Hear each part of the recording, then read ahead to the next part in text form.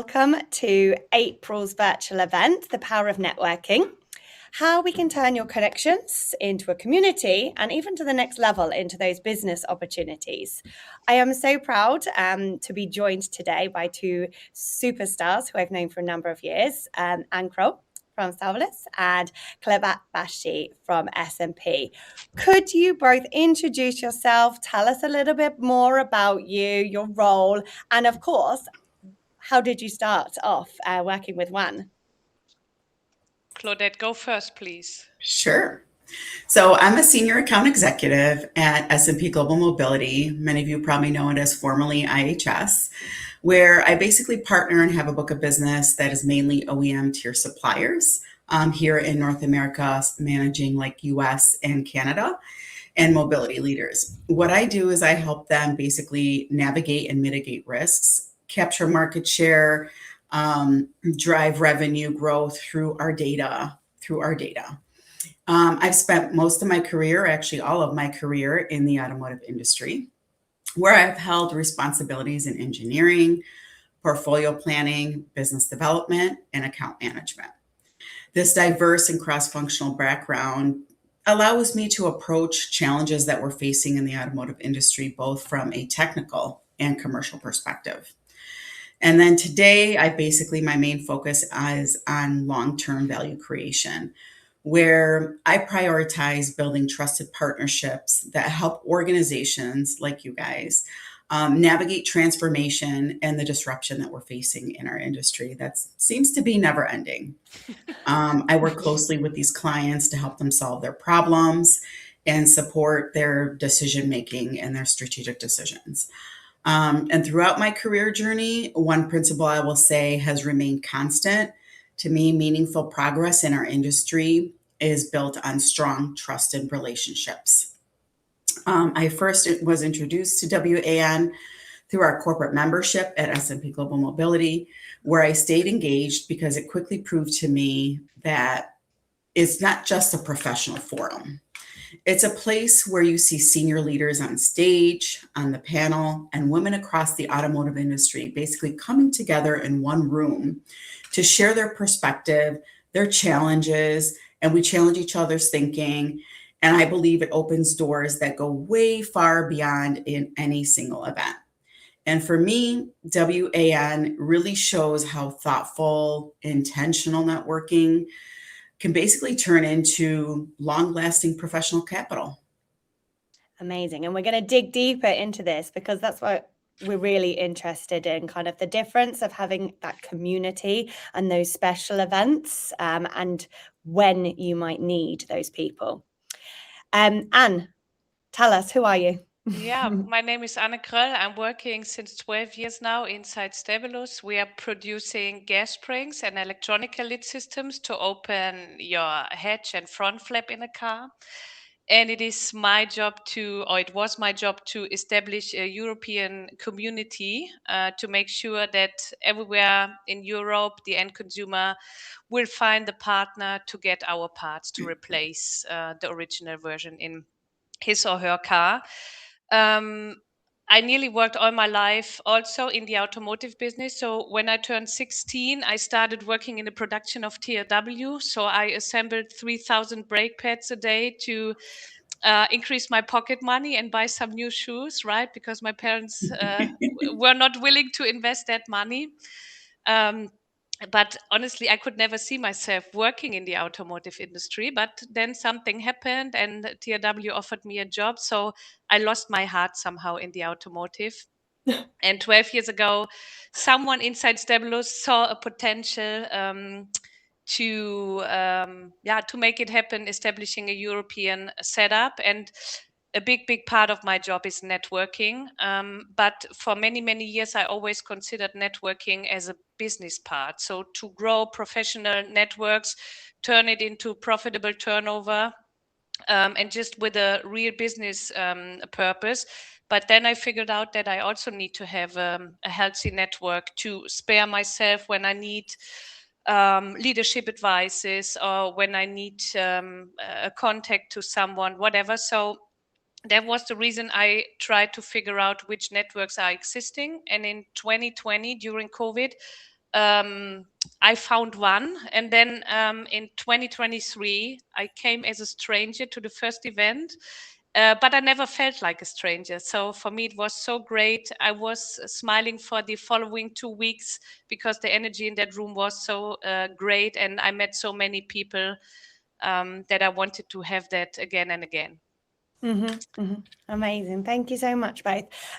So apologies, I should have had a little bit of an intro. So this event will kind of have the format of us three talking, sharing real life experiences and tips. And then after about half an hour, there'll be a speed networking session where you can continue networking and be matched with one-on-one video calls. As always, please do put your questions within the chat and I will post it to Anna and Colette when it's most appropriate. Now, to get the conversation started, we're going to have polls running throughout. And the first one is, what usually happens when you attend a networking event? The options are stay in touch with one or two, stay in touch with a few, etc., etc. But I'm going to ask Anna and Claudette, let's look at this first of all from a normal business event, okay? How many people do you say you usually stay in touch with and what happens? For me, I usually stay in touch with about 3 to 5 people from the event in Detroit because it's a very large event. Okay. Same for me. About 3 or 5. And in practical terms, what happens? Do you connect on LinkedIn? Do you follow up? Do you build relationships? I'll send like a short message. If we exchange phone numbers, send a text. I usually do the follow up within 48 hours and usually send a message that references something we discussed during one of the networking events and opportunities during the event, where I'll, pinpoint what we discussed, check on them, whether it's on LinkedIn, if we exchange LinkedIn connections, if we exchange phone numbers or an email. Whichever one I have available and that works best, I'll reach out in that way. And I usually do it within 48 hours. Okay. So time is key, you think? Yes. Okay. And Yeah. Anna? I do the same. I start the connection on LinkedIn, and then you will directly figure out if the contact is worth it to extend, let me say, or if it's just another contact in LinkedIn. One story I like to share is when I was on stage last year for the mentoring interview.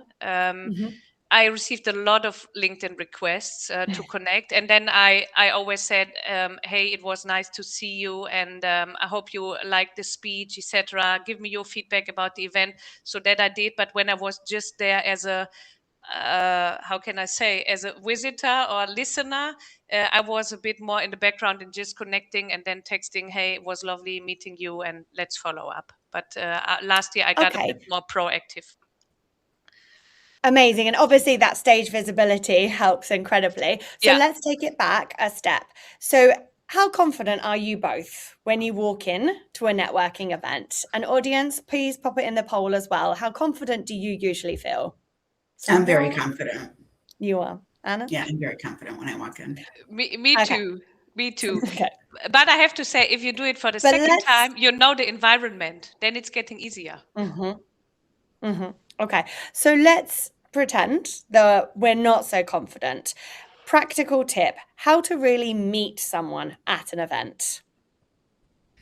I would say at a networking break or opportunity, walk up to someone you don't know and ask them, what brought you here today? Or what is your key takeaway so far from this event, to start the conversation? Yeah, do a one-to-one. Ask the lady next to you how she liked the event so far. What was the best content? Which speaker she liked the most. I think there are so many easy questions which you can prepare yourself a bit in advance, and then you will directly have the chance to connect. Okay, perfect. And you've mentioned both connecting on LinkedIn, okay, and maybe following up with a question to engage in the audience. What's the difference between having that LinkedIn connection or that business card to really building a relationship and having you part of a community? For me, it's having touch points after meeting at the event. And LinkedIn is such a great way. If you connected with them and you follow them, congratulate them on an accomplishment or one of their posts, like their post, comment on it. It starts the engagement and the back and forth, and it makes the ongoing and forward looking touch points much easier. And you start building a relationship. So then that connection starts to convert and transition to a relationship. And that's what community, like, that's how you build your community. You have them in your corner. Yeah. Right. Do you organize dinners or business meetings? I do coffee, lunch, Yeah. Yeah. sometimes where it's applicable. Anna, any special secrets? I try to remember the little things. So, for example, 2023, I met Melanie Schuttenberg from Flex. And a week later, I was flying to Budapest. And on the way to the airport, I was crossing a big Flex production line. So I took my phone and sent her a greeting from Budapest. So, I mean, you Yeah, can also use that, right? absolutely. I would agree. I totally think it's those little details, whether it be, this is quite personal, but like a super dress or a piece of jewelry. I remember meeting someone and they had like a Brazilian sister-in-law that had organized their own company, or maybe, you know, it's that relationship, something about their daughter or their family member. It's just that extra connection. So you feel like you're starting to know that Yeah. person as an individual. And you're not just another face or another business handshake, I think. Right. I do call you both my kind of transatlantic business networking queens, because honestly, your connections, your visibility, that growth is fantastic. Apart from confidence, there's got to be something else. What do you think is your secret superpower? For me, I would say the networking starts with trust. Okay. My superpower is basically, and I do it in my day job and I do it when I'm networking, even at events, is listening to what someone is really trying to achieve, and not just really kind of what they say on the surface, but like challenge the underneath. And then when you're consistently kind of showing up with that level of curiosity and that follow through and those touch points that I mentioned, you start to build your credibility. And then your credibility opens that door, to honest conversation and meaningful opportunities. Even if it's something small, personal, like Anne mentioned, is sending that picture, it starts the conversation. You start listening, and then the people open up to you. I believe in networking with generosity, where it's not one way. I always try to think about it as, how could I help first? And then in my experience, that when I kind of lead the way, then the return just takes care of itself. Okay. Yeah, I think you're right. That's kind of that trust and consistently being there, visible. Yes. Yeah, I can just confirm that. So I think if you are authentic and not a fake person, it is even easier for you to network. And I'm not the person that cares about titles or the headcounts you are dealing with. So I like to understand your character. And even if I need to talk a lot in business, I'm more the person that is trying to listen during these events. And then everyone is sharing some little secrets or maybe information that they are not sharing with everyone, that you can remember to make it even to a special connection. That's one of my favorite sayings. You've got two ears and one mouth. Yeah. So talk to me about real life examples. We've had a question come in, and it's really about turning that LinkedIn trusting relationship into a tangible business relationship. So could you please both give an example maybe of that, either at one of our events or at another business event that you've attended? I have a powerful example at one of your events. It was last year's WAN Detroit. The one that comes to mind is I connected with the president of the Automotive Women Alliance Foundation, known as AWAF. It started as a very like simple conversation, and But we stayed in touch, just kind of like checking in, reconnecting at events, and then keeping up with each other on LinkedIn, our posts, etc. Then over time, I do believe, even though automotive sounds like it's a huge world, it's really a small world. Over time, it really grew into something more. I now serve as a committee member for the foundation. And since then, since that event, she has moved into an executive leadership role to one of my longstanding clients that I manage the account for. So our paths now, when I say it's a small world, they keep crossing in so many meaningful ways, whether it's through AWAF, it's through WAN. She's now my customer at industry events. And this is a good reminder that even like one genuine conversation that you have at an event, whether it's WAN or not, this one happened to be there, can turn into basically now we have like a long-term relationship and opportunities. Like I said, now I serve on the committee for their foundation. And now I manage the account. In a small world, I never thought that from that conversation and connection at WAN that it would turn into that opportunity. So it's kind of, you never know where you might need that person. And you don't have to answer yes or no, but the question is, how can you therefore make that their go-to, to ask to buy your products, or, in a real business relationship, transactional way, I guess?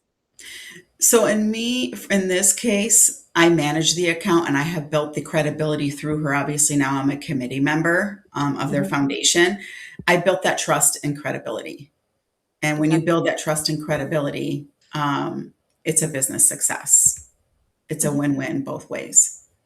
Thank you. Yeah, I feel like that with some other people within the community. I feel like I've known them so long now, and I've built that trust that I can just go, by the way, could you do this for me? So yeah, to answer your question, I think when you've got that trust and you know them as a person, you can either ask them for a business transaction, for a helping hand, for an introduction, anything really. Anna, any example that you can mention? Yeah, my best example was Caroline Trudeau. So she was on stage hosting the event in 2023 in Ludwigsburg. And maybe you remember she was in orange. So it was a super visible color. And when I was on the way to the hotel, I crossed her. And then I said, it was a good speech. I liked your attitude on stage. And then she said, thank you, my dear. Please, let's share business cards. So we shared the business cards. And then after 3 years now, I can call her a friend already. So every time she's coming over to Germany, she stays with us, with the family.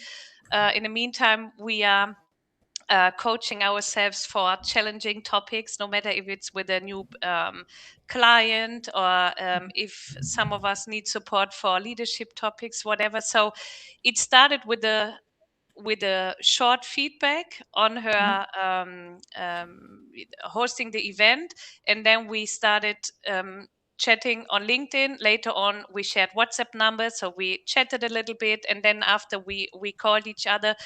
I mean, it's not every connection you do needs to turn into a relationship. You need to get a feeling as well who deserves your energy, right? But with Caroline, there was it directly felt like this can be something special. And still we do have the connection.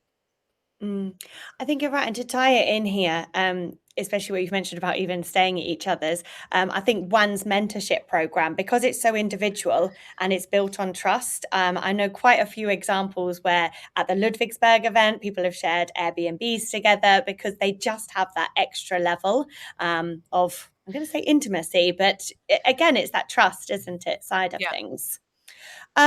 So we know obviously one's a great community, though when you go to the events, it's unlike any normal industry event because you want to go back to the office with that extra business case, I believe. But is there something about the community that you would take away, that you would encourage, that you would share? I would say at the last year's WAN Detroit event, you guys had some rock star speakers on stage. There was one I recall, I can't remember the name, but I think she was from GM. And she Yes, in explained McQuaid. her story.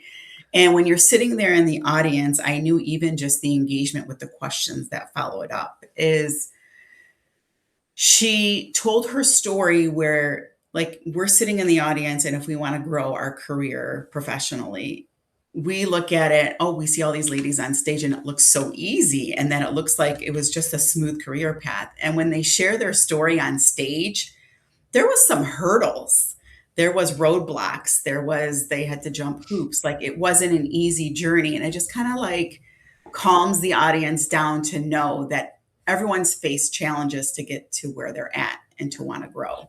Is that it didn't come easy. There were sacrifices. I remember where she mentioned there was something's got to give, where you drop a glass ball and then you have to hold this. And she was kind of giving you examples of, like, you can't juggle all the responsibilities on your plate with work-life balance and being married and having kids, that it's okay to drop a glass ball and you can take care of that later. Like, there's stories on stage, you can relate to them, and it gives us an understanding and validates if we want to grow higher within our careers, because these women out there that are there, they shared their journey and let us know that, I mean, they face challenges, but that's how you're going to grow, getting out of your comfort zone. That Mhm. you need to get comfortable with being uncomfortable, Mhm. basically. And I would say the messages they gave on stage was incredible. Thank you. Yeah. Same for the Europe event. And what makes it special for me is that the speakers spending time with the attendees Yes. during the day. So you can talk to them, you can raise question, and even later on they are motivated to follow up. So I never had that during another event, these close community, even if they are CEO, vice president, whatever. So there's no title moving around, it's just support from every level that you like to access to. Yeah, I do like that.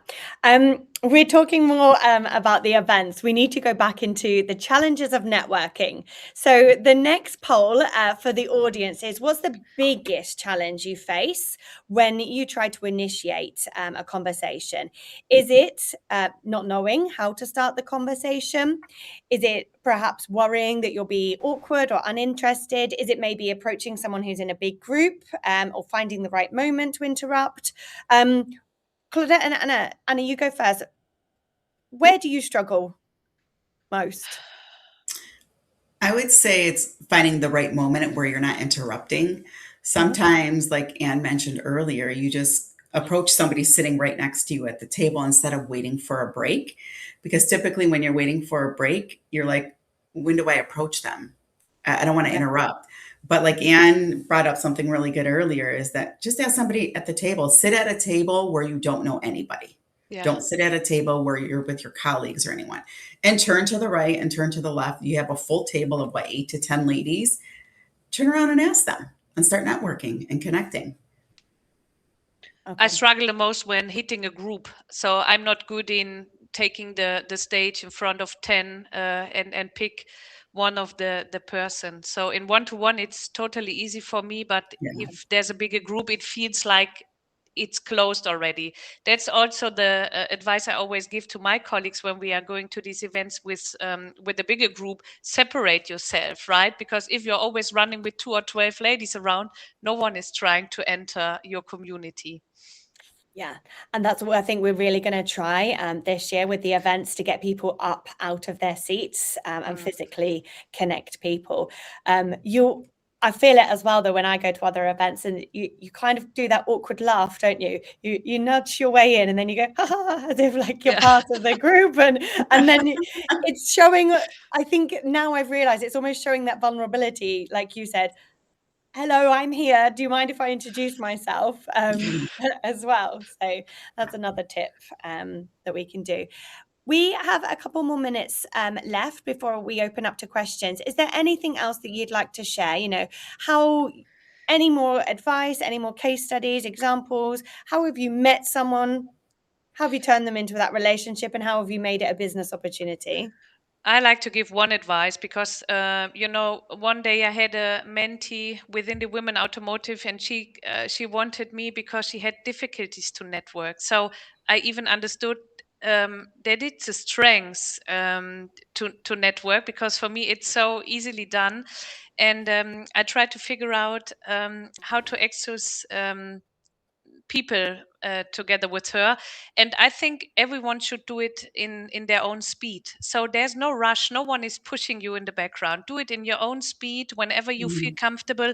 Even if you start just connecting on LinkedIn with someone and then maybe putting a thumbs up or whatever. So you even do not need to directly put a comment under a post. So do it in your speed, because otherwise it's not authentic. And I think that's a good advice, because you shouldn't compare yourself with others. And yeah, find your own way. Yeah, I agree with definitely. that. You're going to get tripped up, aren't you? At some point when you're not authentic, Yeah. it's going to be exposed. And I it's think you taking said your it best. energy. If you are not good in networking, and you want to try because you are going to one event and you want to go home with some contacts, I think it's taking your energy, if you're not feeling well. Yeah, and also it's about the quality, not the quantity, isn't Yeah. it? And it's Exactly. just I that was one just going to say connection. that. I was also going to say, I think everyone felt this after COVID. I feel like networking is an exercise. It's a muscle that needs kind of constant work. And when we had face-to-face, when we had only virtual conversations for so long, those handshakes and those kind of that small talk, it took a long time to get back into. So practice it. Even, in the office, we've just moved offices, and it's just about hi. Yeah. Just breaking down that barrier inside. Yeah. And I'll just reiterate, you said it, authentic, be authentic about it. It's not about the number of business cards and handshakes you get. It needs to be quality connections. Less is more sometimes, and the ones that are quality are more than having 25 business cards that you collected. But connecting and engaging, and being authentic and having like 5 quality connections after you walk out of an all-day event, to me, is better than collecting 50 business cards that you probably won't have a connection with. Yeah. So I'd rather invest that energy and that time, and you kind of feel, you get the vibe, like Anne said, you'll know if this is someone, like, Forever. you get the vibe. Yeah. Yeah, exactly. So before we do our last poll and I ask you guys the final question, is there anything the audience at home would like to pop into the chat? It's been a bit quiet today, but Zara, or anyone else, either anonymously or within the chat, do you have any questions for the three of us? So Anna from Stabilis in Europe, Claudette's got the S&P Mobility from Detroit, and me, Stephanie, representing the network. Couple of minutes. Any questions or comments? Okay, Lisa, how do you recommend someone stays meaningfully connected to their network while out of work in a way that both supports staying close to the market and exploring opportunities without it feeling transactional or like they're only reaching out because they need a job? Do either of you want to take that one? You want to take that, Anne? Yeah. So how do you stay connected with your network whilst out of work without it feeling like you're reaching out because of a job? I believe no one feels that you are looking for a job if you start connecting with them. If you're genuine and authentic. Yeah. I mean, And I you think, never know. One day, this connection can help you finding another job. But I'm pretty sure no one is going randomly on LinkedIn or into such an event and asking someone for a job. Or I don't believe that is the first intention that someone is having, that this person is looking for a job. I don't believe that. And I think, Lisa, if you've built that relationship and, you're constantly interacting with your network, you're constantly showing up, whether it be in person or online, or just, doing those likes and comments on other people's posts, when you need them, you probably will have that authentic, trusting relationship to say, hey, I need this. Can you help me? Or do you know anyone that could help me? Yeah. And the support is great in this community. I mean, even if Yes. you ask for job opportunities, I'm pretty sure you will get 20. Yeah. Yeah. Okay, we got another one from LinkedIn. Do you plan in advance how you're going to network into an event? Like, do you set yourself an objective or do you research? No.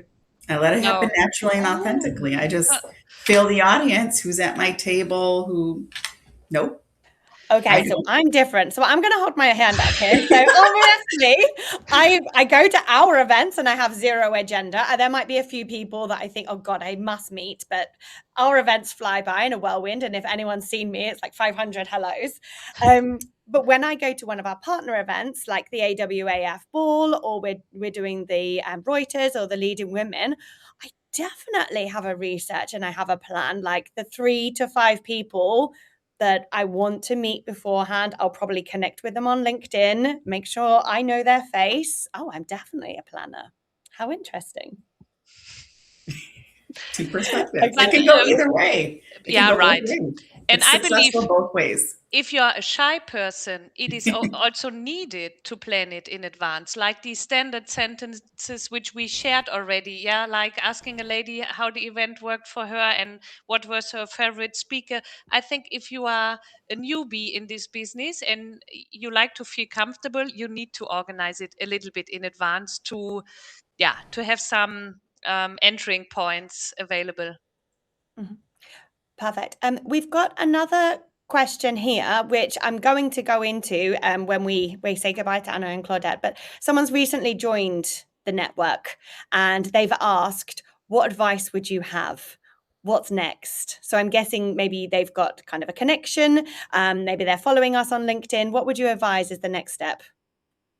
I would say attend an event Mhm. to get the experience, like something like this, or attend one of the live events to get the experience and feel the energy Mhm. and get that experience and take it to the next level. Yeah. Yeah, online or in person. Online, in person. Yep. Or we do these monthly ones. But so I'll go into the community activities in a little bit. But I'm going to ask you the final poll of the day. What's the most valuable opportunity you've got from networking at one of Juan's events? Is it a promotion, a new job, a business deal, or kind of that mentorship and support? Anna, what do you love most about us? I have two. I have Go on. business options and the mentorship, but I can share examples later on Oh, that's or good. now, whenever you like. Go on. We've got 2 minutes because networking's already live. Okay, so I started the female network inside our company a bit ago, and during Women Automotive, I organized some speakers for this network. I mean, usually you are paying plenty of money, motivating people to show up and share their expertise. And within the Women Automotive, there are so many motivated ladies that directly said, Anna, if you are going to start this network, we are going to show up and we are helping you. This is my professional takeaway from that um, events. And then I had another one. I always had difficulties to understand my strengths because I didn't mirror or reflect myself that much. And I met a stranger lady during one of these events. And I shared that with her that I do not know what I'm looking for. I do not know my strengths. And after 3 hours, she came back to me and she said, so, my dear, we talked so many hours now. Here's my handover about your strengths. So that was a kind of mentoring and made me quite happy because finally I understood what I'm good in. Thank you, Anna. Claudette, what would you say the most I'd say valuable for me, opportunity? there's a couple of them. A business deal, and also it's in client engagement because I have clients that go there. So client engagement and also mentoring and some coaching that comes out of it after. Amazing. Okay. Thank you so much. So, Anna and Claudette, I will see you both very, very soon in Detroit and Germany and goodness knows where in between. Thank you so much for joining this online event. I'm going to say goodbye. And then I'm just going to share on the screen, or Holly will hopefully, a little bit more about the community. Amazing. So, especially for the lady who's recently joined the community. So, where can you find us? We're running local meetups now. So on Tuesday, we had one in Stuttgart. We already have Munich and Frankfurt planned at the end of June. We also have an amazing monthly online series like this, where we'll have a half an hour panel or an interview followed by speed networking. Speed networking is live and you can be matched for one-on-one video calls. The next virtual event is May 21st, if you want to save the date, and it's with Eclipse Foundation. Obviously, complete hot topic right now, which you cannot miss, SDVs. Then we've got our mentorship program, which we've already talked about, a one-on-one matching service, which hopefully will connect you with individuals for life. Applications open 4th of May. And then we've got our 3 events this year. So we've got the 2nd of June in Detroit, so you can join us in person or online. 6th of October, the European Summit, which the agenda is going live tomorrow with at least 10 OEM speakers. So I'm really excited to share that with you. And then we're closing the year on the 1st of December with our Mexico Summit. So thank you, everyone. Any questions about the community, where you can find us and how you can get involved, drop the team a message or have a look online. Thank you so much. Enjoy the rest of your day. Speak soon. Bye.